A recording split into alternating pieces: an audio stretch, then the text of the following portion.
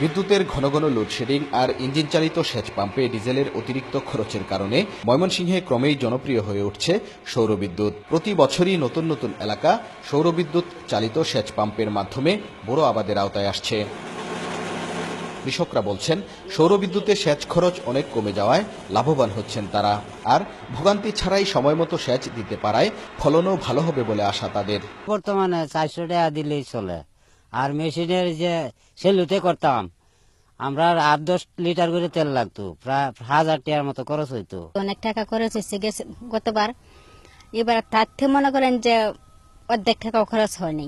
সময় কারেন্ট থাকে না, তখন হানি দেওয়া যায় না।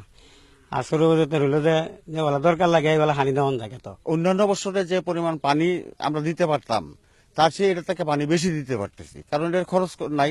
ময়মনসিংহ অঞ্চলে কৃষকদের ব্যাংক ঋণ সুবিধা সহ সোলার প্যানেল স্থাপনে সহযোগিতা করছেন জাতীয় পুরস্কার প্রাপ্ত এই নারী উদ্যোক্তা।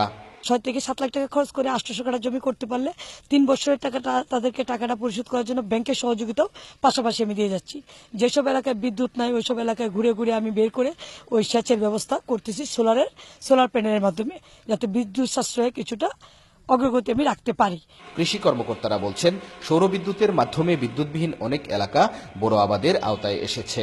সোলার ইউজ করার কারণে যেসব এলাকায় বিদ্যুৎ ছিল না সেই সব এলাকায় বড় আবাদটা বেড়ে যাচ্ছে, ফলে দেশে বড় আবাদের বৃদ্ধি পাচ্ছে এবং ফলনও ভালো হচ্ছে। এমন সব জায়গায় সোলার প্যানেল ব্যবহার করে করা হচ্ছে যেখানে হয়তো বিদ্যুৎ পৌঁছাইতে আরো সময় লাগবে, আর খরচটাও দেখা যায় যে বিদ্যুৎ খরচের চেয়েও সোলার প্যানেলের মাধ্যমে উৎপাদন ব্যয় আরো কম।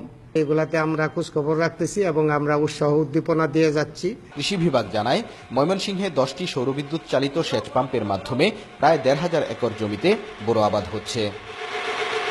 হারুনুর রশিদ, সময় সংবাদ, ময়মনসিংহ।